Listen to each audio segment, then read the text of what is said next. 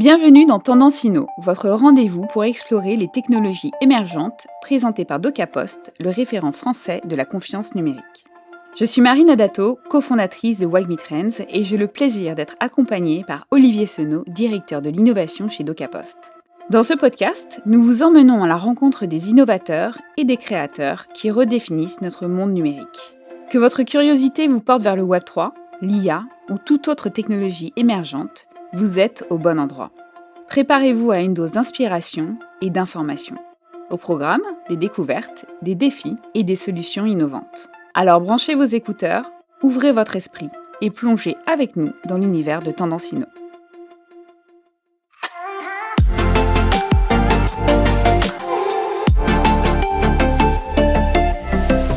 Imaginez un monde où la formation et l'éducation dépassent les limites du réel, où chaque expérience devient une opportunité d'apprentissage immersive. C'est dans cet espace innovant de la réalité virtuelle que nous nous aventurons aujourd'hui.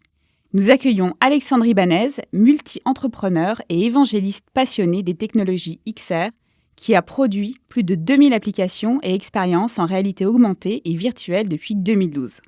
Ensemble, nous allons décrypter comment la VR, plus qu'un simple jeu, redéfinit les méthodes de formation, d'éducation et bien plus encore. Salut Alexandre. Salut Marine. Pour m'accompagner et nous éclairer plus concrètement sur ce sujet et les enjeux qui l'entourent, Olivier Senot, directeur de l'innovation de DocaPost. Olivier, c'est à toi. Merci Marine. Alors Alexandre, en introduction, multi-entrepreneur et depuis 11 ans focalisé sur la VR. Alors s'installer dans le business de la réalité virtuelle il y a 11 ans relève déjà du challenge. Si on se rappelle cette grandiose époque où les casques étaient reliés à une énorme machine stéroïdée à la rame, tout ça avec un câble pour une résolution graphique donnant à coup sûr le mal de mer au bout de 10 minutes. Sans compter les coûts financiers opérationnels pour le faire fonctionner. Alors de cette époque pionnière aux applications d'aujourd'hui, Alexandre, nous t'écoutons. Alors pour rentrer dans le vif du sujet et mieux en comprendre les enjeux, je vous ai préparé un petit quiz sur l'utilisation de la VR dans la formation. Est-ce que vous êtes prêts ? Ah, on est prêt. On est prêt. Alors, première question. Comment la réalité virtuelle transforme-t-elle la formation dans des domaines spécialisés comme la chirurgie ? A. En permettant la pratique sur des patients virtuels. B. En réduisant le temps de formation nécessaire. C. En remplaçant complètement la formation pratique. Ou D. En fournissant des manuels de formation interactifs. A. AB. Principalement. A. Alexandre a raison, c'est A. En permettant la pratique sur des patients virtuels, la VR permet aux chirurgiens de s'entraîner sur des simulations très réalistes, ce qui améliore leurs compétences sans mettre de vrais patients en danger. Alexandre, tu confirmes ? Je confirme. Quelque chose à ajouter là-dessus ? Oui, l'utilisation de la réalité virtuelle va permettre de virtualiser un corps et de plus avoir besoin de s'entraîner sur des véritables corps, et donc va permettre la répétabilité d'une formation pour pouvoir s'améliorer et progresser. Efficace. Deuxième question. Pourquoi l'apprentissage de métiers dangereux est-il un domaine idéal pour l'application de la réalité virtuelle ? Olivier, il faut revenir dans la course. A. Il élimine tout risque physique pendant la formation. B. Il est moins coûteux que la formation en milieu réel. C. Il permet une formation plus rapide et plus efficace. Ou D. Il remplace les formateurs par des IA. AB. De nouveau A. Et c'est A. Ah, zut alors. Il élimine tout risque physique pendant la formation. La VR permet aux apprenants de se former dans des environnements virtuels où ils peuvent commettre des erreurs sans conséquences réelles, ce qui est crucial pour les métiers comportant des risques physiques. Oui, et de toute façon, ça a été déployé sur les grutiers des ports, d'un certain nombre de ports, puisque effectivement, au-delà de l'apprentissage, au-delà de l'absence de tout risque, on a également l'absence de risque financier. Quand un grutier fait tomber un conteneur sur un port, quand c'est en réalité virtuelle, eh bien, ça ne coûte rien et ça permet l'apprentissage sans risque financier, ce qui est, dans certaines professions, un avantage considérable. Et sans danger pour les gens qui sont autour. Et en plus, sans danger pour les gens qui sont autour. Il faut rajouter que le petit dé, il va falloir se le sortir de la tête tout de suite, parce qu'une IA ne remplacera jamais personne. Une IA est toujours un compagnon, une IA est toujours un assistant, mais ne remplacera jamais personne. Très bien. Passons à la troisième et dernière question. On va voir qui est le grand gagnant de ce quiz. Quel est l'avantage de la réalité virtuelle dans l'apprentissage de compétences pratiques comme la mécanique ou l'électricité? A. Elle offre une expérience plus théorique. B. Elle permet des tests en conditions réelles sans risque. C. Elle remplace les outils physiques par des versions virtuelles. Ou D. Elle rend l'apprentissage plus ludique. B. BD. D. B. Bravo Alexandre. Elle permet des tests en conditions réelles sans risque. La VR permet aux étudiants de pratiquer des compétences pratiques dans un environnement contrôlé où ils peuvent expérimenter et apprendre de leurs erreurs sans danger. Nous avons donc un gagnant pour ce quiz. Je suis désolée Olivier, c'est Alexandre qui gagne. Bravo Olivier. En même temps, c'est l'intérêt d'inviter des experts. C'est plutôt bien vu. Alors maintenant que nous sommes au point sur les concepts, je vous propose d'écouter ce que les gens pensent réellement de la façon dont la VR peut impacter la formation.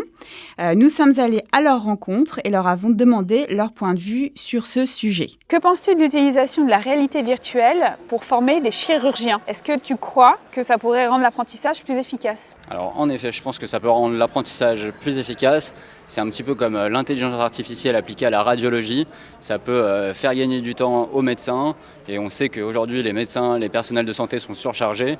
Et donc si on peut les aider avec la technologie à faire mieux leur métier, je pense que c'est positif. Je pense que oui, mais après c'est toujours mieux d'apprendre venant de quelqu'un qui est comme nous. Ça veut dire la réalité virtuelle, ça casse un truc relationnel, on va dire. Donc c'est un peu dommage que... Enfin, c'est bien, c'est pratique, mais ça enlève aussi de l'emploi aussi, je pense. Le fait que ce soit des robots et tout. Penses-tu que les enfants apprendraient mieux leurs leçons s'ils étaient immergés dans des classes virtuelles? Non, pas forcément, parce que si je parle de mon parcours personnel, moi j'étais...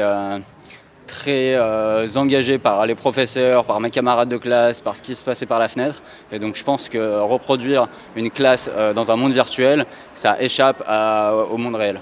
Oui et non, parce que dans un sens, en vrai, ce qui est dommage des fois avec les profs, c'est que ils nous font subir leur humeur et tout. Ça veut dire que ça impacte aussi l'apprentissage. Ça veut dire qu'ils sont pas très objectifs des fois, alors qu'un robot, ça peut l'être. Mais le truc qui est dommage, c'est qu'un robot n'a pas forcément des sentiments ou d'attente, alors qu'un prof peut l'avoir. Donc oui et non. Selon toi, comment la réalité virtuelle pourrait-elle transformer les formations professionnelles, comme par exemple apprendre à piloter ou à réparer des machines complexes? Ça, pour le coup, je pense que c'est intéressant au niveau du coût des équipements, justement pour tester, se former là-dessus. Ça doit être assez astronomique. Donc la réalité virtuelle, je pense, elle permettrait d'élargir et de développer plus facilement, je pense, l'apprentissage à ce niveau-là. Alors, tout simplement, la réalité virtuelle, ça peut mettre en condition un professionnel pour mieux faire son métier. Je vous donne un exemple. Ici, j'ai un ami qui développe une application pour aider les commerciaux à mieux pitcher leurs solutions commerciales. Et donc, ils peuvent s'entraîner plutôt que s'entraîner en parlant à des contacts, en s'entraînant plutôt avec une intelligence artificielle qui va les aider à s'améliorer dans leur prospection.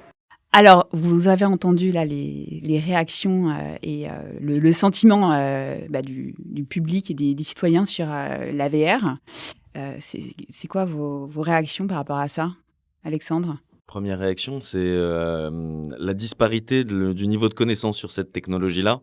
On voit qu'il y a des personnes qui se projettent déjà dans les utilisations professionnelles des technologies immersives. Et puis, il y a une grande partie aussi des gens qui confondent les différentes technologies émergentes du moment, entre l'IA, la robotique, les technologies immersives. C'est pas facile de s'y retrouver et ça s'entend dans les réponses qu'on a pu avoir. Olivier? Oui, j'abonde. Très intéressant de voir cette confusion ou du moins cette fusion entre un robot et les technologies de réalité virtuelle qui sont deux technologies différentes qu'on pourra peut-être marier dans l'avenir, mais qui sont aujourd'hui deux technologies différentes. Si on utilise de la réalité virtuelle, ça ne veut pas dire qu'il y a un robot. Intéressant de voir le manque d'acculturation qu'on peut rencontrer en faisant des micro-trottoirs comme ça. Alors, Alexandre, est-ce que maintenant tu peux nous dire comment est-ce que la VR change la manière dont on forme les professionnels aujourd'hui? Alors, aujourd'hui, on change de manière importante la manière dont forment les professionnels grâce à l'utilisation des technologies immersives sur plusieurs axes. Le premier axe, comme on le disait, sur des secteurs où il y a sur des formations où il y a des risques. Ça permet de pouvoir s'entraîner sur des machines. Je prends l'exemple de la plasturgie. En France, la Polivia Formation, qui représente les entreprises de la plasturgie française, utilise ces technologies-là pour leurs étudiants, parce qu'avant, ils n'avaient pas accès en fait, aux machines jusqu'à leur dernière année d'études, voire même parfois uniquement en arrivant en entreprise, puisqu'il y avait des questions d'assurance et des questions de disponibilité et de dangerosité d'utilisation des machines. Et là, ça vient vraiment modifier de manière importante puisque les étudiants, dès leur première année, peuvent se confronter à l'utilisation des machines de manière virtuelle, mais s'y confronter. Ça, c'est une première chose très importante. Et ça va leur permettre aussi de mettre en exergue des concepts théoriques de manière visuelle et donc de pouvoir reprendre le contact avec l'apprenant sur des choses qui étaient difficiles à expliquer de manière uniquement théorique. C'est une deuxième chose très importante. Et puis la troisième chose, c'est bien l'accompagnement que vont permettre les technologies immersives aux professeurs ou aux formateurs, puisque cette technologie-là, c'est un outil comme un autre et qu'elle vient vraiment permettre aux formateurs et à l'apprenant d'avoir quelque chose de complémentaire pour pouvoir mieux apprendre. Très intéressant. Et alors, est-ce qu'il y a des obstacles que tu rencontres quand tu crées des expériences VR pour tes clients qui sont des professionnels ? La première complexité, c'est le fait que cette technologie soit sans limite.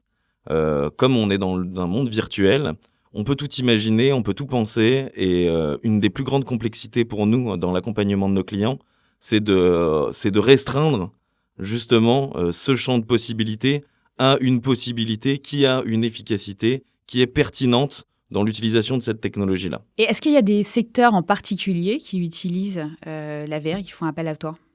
Alors, il y a beaucoup de secteurs qui, aujourd'hui, c'est une technologie qui vient toucher tous les secteurs, mais principalement le domaine de l'éducation et de la formation. C'est un domaine, on sait que les technologies, aujourd'hui, on a besoin qu'elles aient du sens pour pouvoir être déployées, pour pouvoir avoir un impact aussi sur la partie écologique et sur le développement durable. Et donc, aujourd'hui, les technologies immersives, elles sont surtout très bien acceptées dans le monde de l'éducation et de la formation, puisqu'elles viennent apporter un plus pour la formation et qu'elles sont respectueuses et qu'elles ont du sens. Alors justement, c'est intéressant. Est-ce que tu peux nous expliquer comment est-ce que tu fais pour que ces expériences répondent vraiment aux besoins des personnes qui viennent te chercher et de tes clients ? Une bonne expérience de réalité virtuelle, c'est surtout un bon partenariat avec son client. C'est forcément une co-construction, puisque le client va avoir sa connaissance métier. Et donc, nous, notre travail, ça va être de mettre en relation et en cohérence le responsable, le référent métier, qui a sa connaissance, un ingénieur pédagogique, qui lui va nous expliquer et nous transmettre les bonnes informations et de quelle manière on doit les mettre en avant, et toute la partie technologique, la traduction de cette formation en termes technologiques. On utilise principalement des game designers côté technique pour pouvoir traduire un besoin très précis, une pédagogie aussi précise pour la rendre utilisable et facile d'utilisation en réalité virtuelle ou sur des technologies immersives. Très bien. Alors, ce podcast a pour vocation de donner des conseils actionnables aux auditeurs. Si tu avais des conseils à donner à des décisionnaires de TPE et de PME ? Le principal conseil que j'aurais à donner, la réalité virtuelle, c'est une technologie qui utilise la vision, c'est d'aller voir ce qui se fait. Comme on le disait, c'est une technologie qui n'a pas de limite et sur laquelle les usages peuvent être infinis. Et donc, la meilleure solution pour les TPE-PME, c'est de se rendre compte de ce qui existe déjà, des premiers cas d'usage qui ont été développés, pour pouvoir les mettre en perspective et s'imaginer ce qu'ils pourraient faire pour eux. OK. Pour les collaborateurs des entreprises ? Je vais avoir un peu la même réponse, puisque l'objectif, c'est d'abord de pouvoir visualiser ce qui existe, les cas d'usage qui ont fait référence, pour pouvoir se les approprier et les transformer pour leur propre utilisation. Donc, le conseil, c'est de se déplacer dans des zones pour pouvoir visionner des cas d'usage sur l'utilisation de ces technologies-là. Olivier, des conseils pour les décisionnaires des TPE-PME ? Alors, je ne vais pas reprendre tout ce qu'a dit Alexandre, mais il est évident que toutes ces nouvelles technologies, et là, c'est la casquette directeur innovation qui parle, il faut les tester. Il faut les tester en situation réelle, il faut les tester en ayant identifié où était le pain dans un process et intégrer ces nouvelles technologies pour résoudre le pain. C'est toujours la même méthodologie, donc 3 mots, tester, tester, tester. On a entendu aussi pendant le micro-trottoir qu'il y avait une vraie disparité d'appréhension et de connaissances sur ces technologies pour le grand public.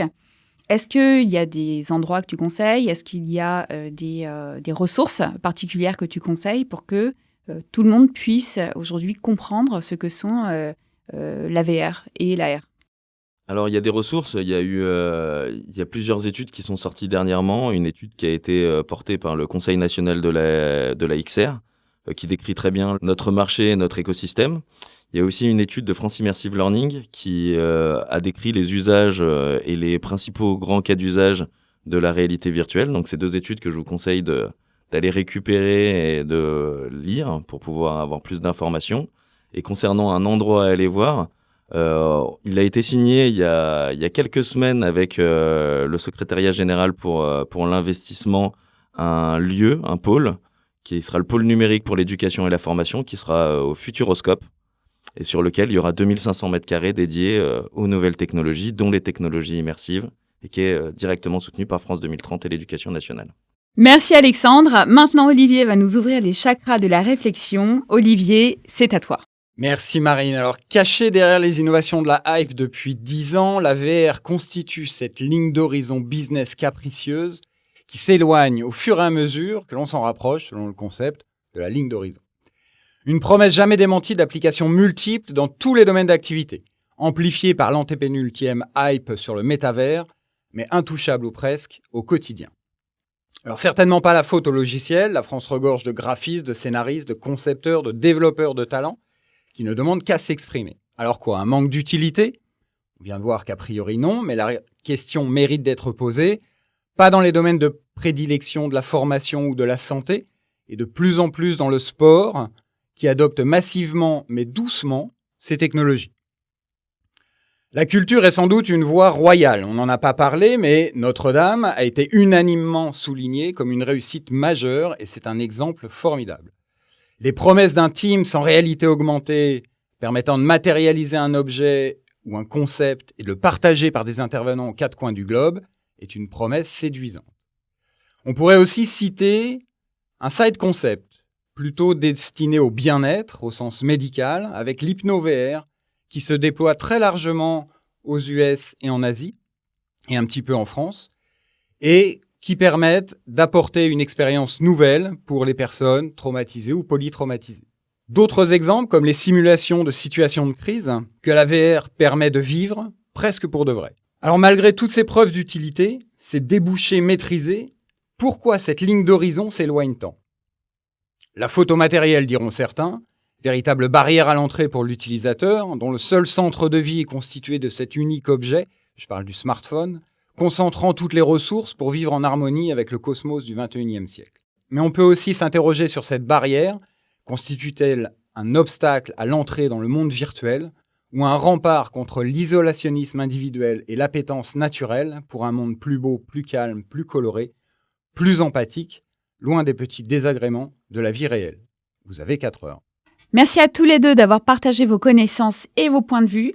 Nous mettons toutes les ressources citées dans la description de l'épisode. Salut, à bientôt. Merci Marine. Merci Marine.